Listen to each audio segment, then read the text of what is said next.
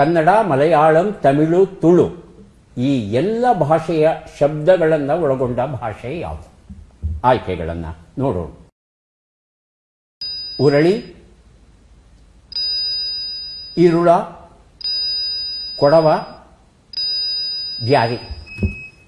ಮೊದಲಿಗೆ ವೀರೇಶ್, ಆನಂತರ ಜಂಬುಕುಮಾರ್. ಕೊಡವ ಸರ್. ಕೊಡವ ಆಯ್ಕೆ 3. ಜಂಬುಕುಮಾರ್. ಈರುಳ. ಈರುಳ ಆಯ್ಕೆ 2. ಉತ್ತರವನ್ನು ನೋಡೋಣ. ಕೊಡವ ಉತ್ತರ ಸರಿಯಾಗಿದೆ. ಅನಿಸಿದ್ದು, ಅನುಭವಿಸಿದ್ದು ಈ ಒಂದು ಪುಸ್ತಕವನ್ನು ವೀರೇಶ್ ಅವರಿಗೆ ಕೊಟ್ಟಿದ್ದೇವೆ. ಕೊಡಗಿನಲ್ಲಿ 2 ಪ್ರಧಾನವಾದ ಕವಲು ಉಂಟು. ಕೊಡಗು ಭಾಷೆಯಲ್ಲಿ, ಕೊಡವ ಭಾಷೆಯಲ್ಲಿ ಮೆಂದೆಲೆ ಅಂತ ಹೇಳ್ತಾರೆ. ಈ ಮೆಂದೆಲೆ ಅನ್ನೋದು ಉತ್ತರ ಮತ್ತು ಮಧ್ಯ ಕೊಡಗಿನಲ್ಲಿ ಹೆಚ್ಚು ಪ್ರಚಲಿತದಲ್ಲಿದೆ. ಹಾಗೂ ದಕ್ಷಿಣ ಕೊಡಗಲ್ಲಿ ಕಿತ್ತಲ್, ಕಿಗ್ಗತ್ ಅಂತ ಕರೀತಾರೆ. ಆ ಒಂದು ಪ್ರಭೇದವನ್ನು ಕನ್ನಡ, ಕೊಡವ, ಮಲಯಾಳಂ ಬರೀಬೇಕಾದ್ರೆ, ಕೊಡವ ಭಾಷೆಯನ್ನು ಬರೀಬೇಕಾದ್ರೆ ಕನ್ನಡ ಲಿಪಿಯನ್ನು ಬಳಸೋದು ಉಂಟು. ಕೊಡವ ತನ್ನದೇ ಆದ ಲಿಪಿಯನ್ನೂ ಬಳಸ್ಕೊಂಡಿದೆ. ಕೆಲವರು ಮಲಯಾಳಂ ಲಿಪಿಯನ್ನು ಬಳಸ್ತಾರೆ. ಮತ್ತು ಇನ್ನು ಕೆಲವು ಜನ ತಿರ್ಕೆ ಅಂತಕ್ಕಂಥ ಒಂದು ವಿಶೇಷವಾದ ಲಿಪಿ ಅದನ್ನು ಸಹ ಬಳಸ್ತಾರೆ. ಕೊಡವ ಭಾಷೆಯಲ್ಲೂ ಸಾಕಷ್ಟು ಸಾಹಿತ್ಯ ರಚನೆ ಆಗ್ತಾ ಇರೋ ಕಾರಣ ಕರ್ನಾಟಕ ಕೊಡವ ಸಾಹಿತ್ಯ ಅಕಾಡೆಮಿಯೂ ಸಹ ಇವತ್ತು ಅಸ್ತಿತ್ವದಲ್ಲಿದೆ. ಕನ್ನಡ, ಮಲಯಾಳಂ, ತಮಿಳು, ತುಳು ಈ ಎಲ್ಲ ಭಾಷೆಯ ಶಬ್ದಗಳನ್ನು ಒಳಗೊಂಡ ಭಾಷೆ ಯಾವುದು? ಆಯ್ಕೆಗಳನ್ನು ನೋಡೋಣ. ಉರಳಿ,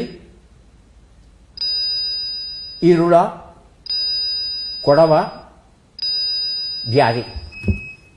ಮೊದಲಿಗೆ ವೀರೇಶ್, ಆನಂತರ ಜಂಬುಕುಮಾರ್. ಕೊಡವ ಸರ್.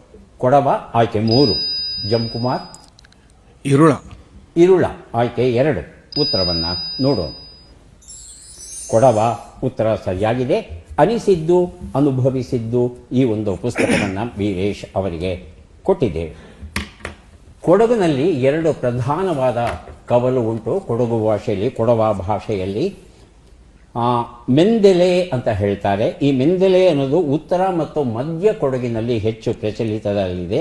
ಹಾಗೂ ದಕ್ಷಿಣ ಕೊಡಗಲ್ಲಿ ಕಿತ್ತಲ್, ಕಿಗ್ಗತ್ ಅಂತ ಕರೀತಾರೆ.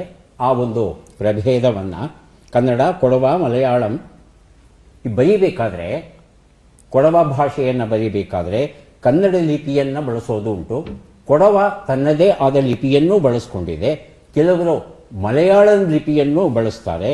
ಮತ್ತು ಇನ್ನು ಕೆಲವು ಜನ ತಿರ್ಕೆ ಅಂತಕ್ಕಂಥ ಒಂದು ವಿಶೇಷವಾದ ಲಿಪಿ ಅದನ್ನು ಸಹ ಬಳಸ್ತಾರೆ. ಕೊಡವ ಭಾಷೆಯಲ್ಲೂ ಸಾಕಷ್ಟು ಸಾಹಿತ್ಯ ರಚನೆ